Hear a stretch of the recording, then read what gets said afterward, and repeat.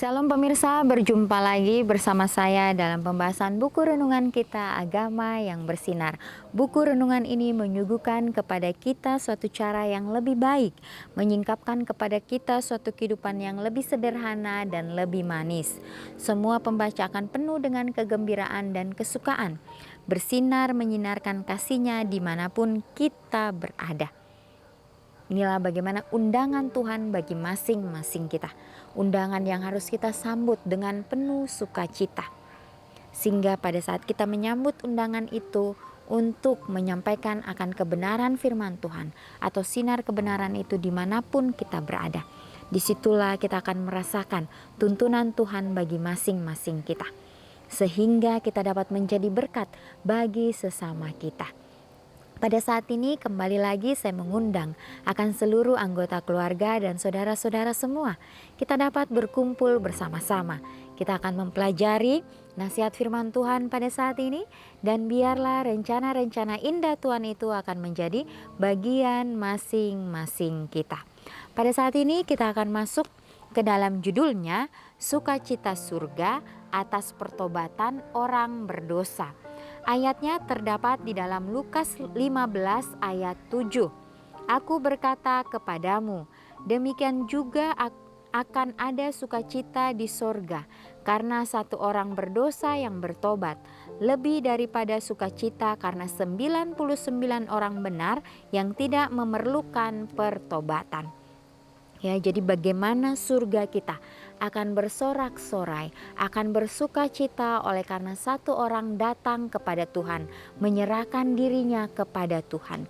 Karena itulah kebahagiaan yang tidak pernah kita bisa ukur dengan apapun di atas dunia ini, atau bagaimana sukacita itu juga akan dirasakan kepada seluruh penghuni surga. Mereka penuh dengan sukacita, mereka akan menyanyikan kemuliaan bagi nama Tuhan.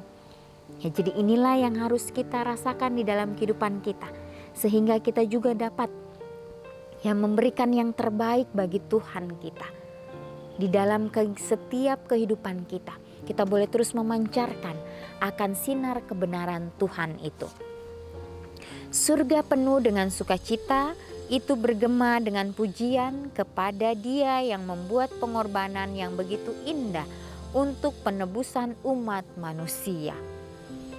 Ya, jadi bagaimana Yesus telah berkorban di atas kayu salib, menyerahkan dirinya untuk kepentingan umat manusia, supaya manusia dapat mengikuti jalan-jalan kebenarannya. Walaupun kita tahu bersama pada saat Yesus berada di dunia ini, banyak tantangan yang Dia hadapi. Banyak orang-orang yang tidak senang dengan keberadaan Yesus di dunia ini karena mereka hanya mengharapkan hal-hal duniawi. Mereka sudah salah paham bahwa Yesus akan mendirikan kerajaannya di dunia ini dengan penuh dengan kemegahan itu. Yesus mengatakan bahwa kerajaannya bukan dari dunia ini. Itu akan binasa. Kerajaan yang Dia dirikan itu akan kekal untuk selama-lamanya. Oleh sebab itu biarlah kita mau mengikuti akan langkah-langkah kebenaran Kristus di dalam kehidupan masing-masing kita, sehingga kita boleh menerima akan kasih Tuhan di dalam kehidupan kita setiap harinya. Bukankah seharusnya gereja di bumi penuh dengan pujian? Bukankah seharusnya orang Kristen memberitakan ke seluruh dunia sukacita melayani Kristus? Mereka yang di surga bergabung dengan paduan suara malaikat dalam lagu pujian.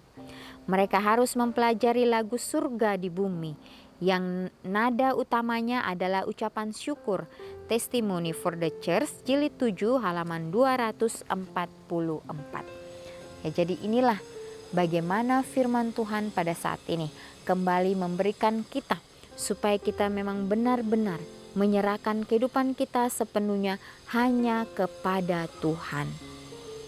Ya, di dalam setiap apapun yang kita lakukan, biarlah kita mengingat kembali pengorbanan Kristus di atas kayu salib. Ya, karena kita manusia biasa, kita tidak sanggup berjalan sendirian, kita tidak sanggup mengandalkan diri kita atau mengandalkan orang lain. Hanya Tuhan sajalah yang patut kita andalkan di dalam kehidupan kita masing-masing.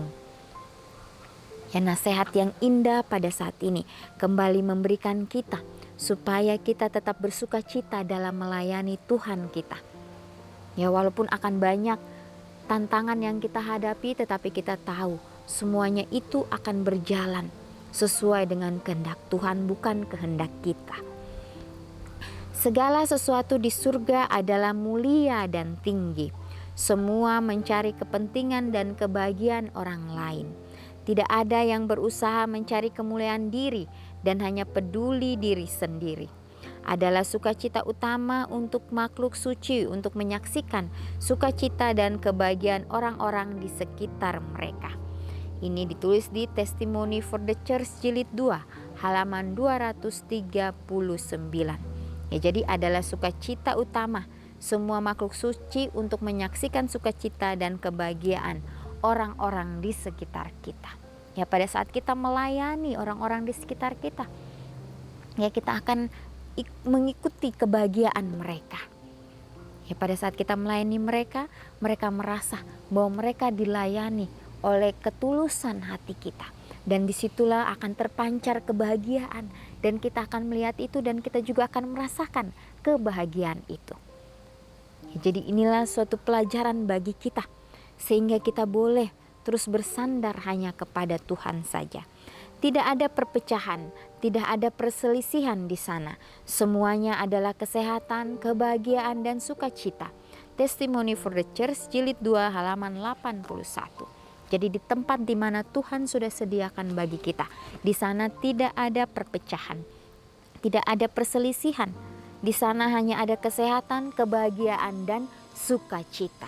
Biarlah janji indah Kristus ini boleh kita sambut dengan hati yang penuh berserah, sehingga kita juga akan merasakan bagaimana Tuhan kita akan selalu hadir di dalam situasi apapun yang kita hadapi. Ya, mungkin kita sudah jatuh ke dalam berbagai-bagai dosa, tapi kita tidak boleh menyerah dengan semuanya itu. Kita harus terus menyerahkan semuanya kepada Tuhan.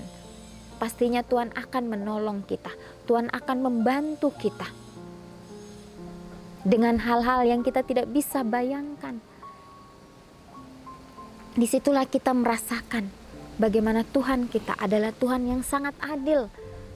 Tuhan kita adalah Tuhan yang penuh dengan kemurahan. Ya, kalau kita kembali mengingat perjalanan Yesus pada saat dia berada di dunia. Yesus hidup di rumah tangga Yusuf dan Maria 30 tahun.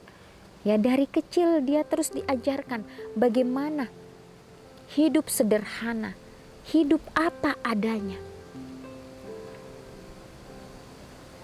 Yesus juga diberikan tanggung jawab bekerja bersama ayahnya di pertukangan kayu.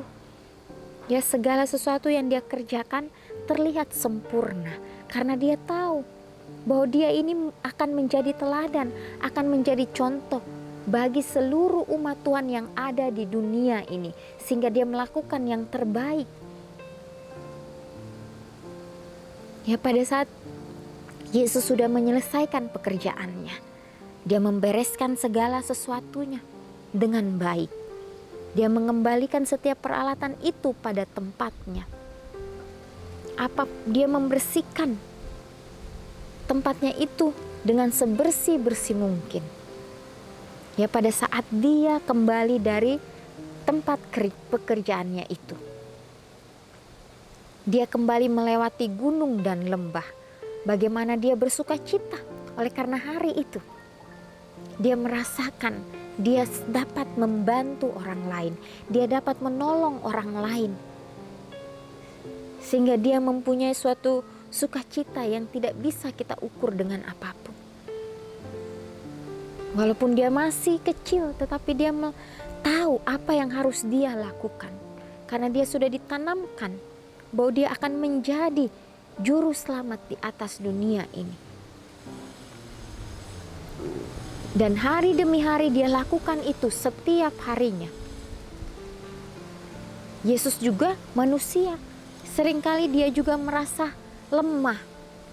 Dia merasa dia tidak sanggup, tetapi kembali lagi Yesus memberikan teladan bahwa dia pergi di suatu tempat yang sunyi. Dia pergi di alam terbuka.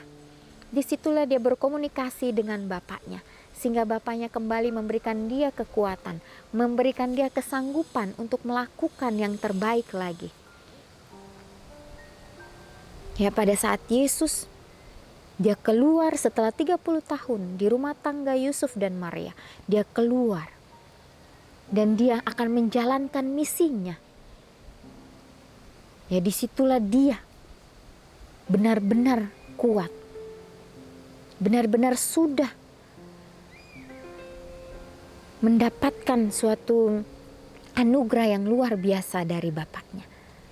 Sehingga dimanapun Yesus berada, dia memberikan sukacita kepada setiap orang. Dimanapun keberadaan Yesus, orang-orang merasa terberkati. Orang-orang merasakan kedamaian itu yang belum mereka rasakan. Pada saat Yesus melihat orang itu sakit, Yesus juga merasakan kesakitan itu. Pada saat Yesus melihat orang itu sedih, Yesus juga merasakan kesedihan itu. Biarlah kita mau meminta akan tuntunan Tuhan, sehingga perasaan yang Yesus rasakan itu akan kita rasakan di dalam kehidupan kita. Ya, dikatakan juga tadi di sini bahwa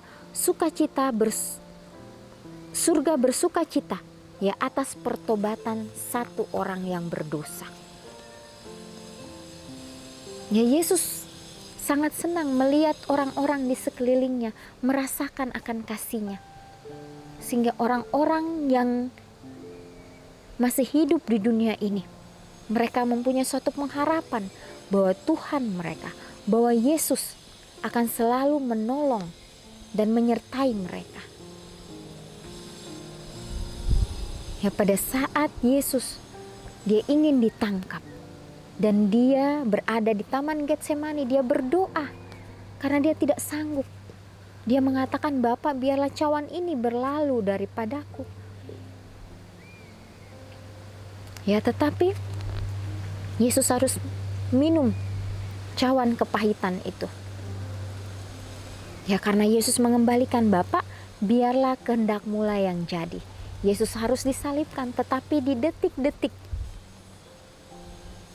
kematian Yesus, kita melihat bahwa orang yang disalibkan, penjahat yang disalibkan di sebelah kanan Yesus, bagaimana dia bertobat, bagaimana dia menerima Yesus sebagai juru selamat pribadinya. Ya, Yesus mengatakan kepadanya, "Saat ini engkau sudah bersamaku di Firdaus." Ya, jadi di akhir dunia ini akan banyak orang-orang yang tulus. Akan banyak orang-orang yang merasakan bahwa mereka tidak layak. Inilah nasihat firman Tuhan yang begitu indah bagi kita.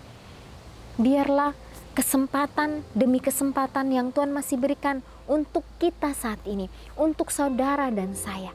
Biarlah kita dapat pergunakan dengan sebaik-baiknya. Sehingga dimanapun kita berada, kita boleh menjadi berkat, kita boleh menjadi pembawa-pembawa damai itu. Dan pada hari ini, kita boleh mengambil komitmen kita masing-masing, dimanapun kita berada. Biarlah kita boleh terus menjadi pembawa-pembawa damai itu, menyinarkan akan kebenaran Kristus.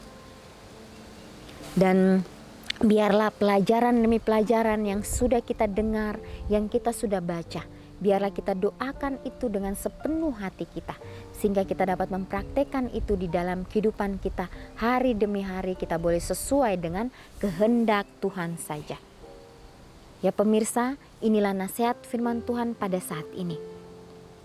Biarlah kita mau terus mengandalkan akan Bapa kita yang ada di surga, Bapa yang selalu ada untuk kita saat ini, yang selalu memberikan kita kekuatan, memberikan kita kemampuan untuk terus menjalani kehidupan kita hari demi hari. Biarlah ini akan menjadi kekuatan untuk kita. Biarlah kita juga boleh selalu menjadi penolong bagi sesama kita, sehingga kita akan merasakan kasih Kristus itu. Ya, karena kita hidup di detik-detik kedatangan Tuhan. Waktunya sudah sangat singkat. Waktunya tidak lama lagi. Biarlah kita mau menyerahkan kehidupan kita hanya kepada Tuhan saja. Ya pemirsa, inilah nasihat firman Tuhan pada saat ini. Kita akan berjumpa lagi di kesempatan yang berikutnya dan Tuhan memberkati.